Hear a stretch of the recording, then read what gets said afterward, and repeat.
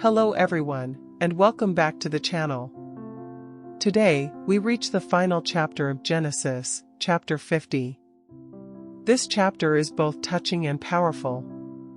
It speaks about Joseph's deep love for his father Jacob, the mourning of Egypt, the forgiveness Joseph showed to his brothers, and finally, the closing of Joseph's own life. When Jacob died, Joseph was heartbroken. He fell on his father's face, wept over him, and kissed him. Joseph then commanded the physicians to embalm Jacob. The process took 40 days, and the Egyptians mourned for him 70 days, showing the great respect they had for him. After the days of mourning passed, Joseph asked Pharaoh's permission to take his father's body back to Canaan, as Jacob had requested. Pharaoh agreed. So Joseph went, along with all of Pharaoh's officials, the elders of Egypt, his brothers, and his father's household. It was a very great company, with chariots and horsemen. They came to the threshing floor of Atad, beyond the Jordan, and mourned for 7 days.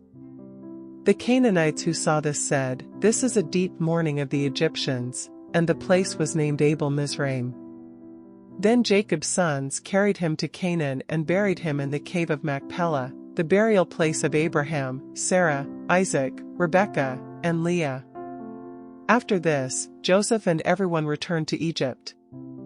But after Jacob's death, Joseph's brothers became afraid. They wondered if Joseph would now take revenge for the wrongs they had done to him long ago. So they sent a message to Joseph, asking for forgiveness in their father's name. When Joseph heard this, he wept. His brothers came and bowed before him, saying, "We are your servants." But Joseph reassured them. He said, "Do not be afraid. Am I in the place of God? You meant evil against me, but God meant it for good, to save many lives. Do not be afraid, I will provide for you and your children." And Joseph spoke kindly to them, comforting their hearts. Joseph lived in Egypt with his family and saw many generations, Ephraim's children to the 3rd generation and the children of Machir, the son of Manasseh. Before his death, Joseph reminded his brothers of God's promise. He said, "I am dying, but God will surely visit you and bring you out of this land to the land he promised to Abraham, Isaac, and Jacob. When that day comes, you must carry my bones from here." Joseph lived 110 years.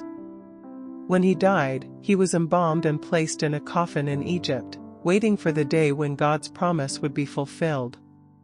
Genesis chapter 50 closes with a message of love, forgiveness, and faith. Joseph showed mercy to his brothers and trusted God's greater plan. His life reminds us that even what others mean for harm, God can turn into something good. Thank you for joining me in this final chapter of Genesis. If this journey has blessed you, please like, share, and subscribe, and stay tuned as we move forward into the book of Exodus.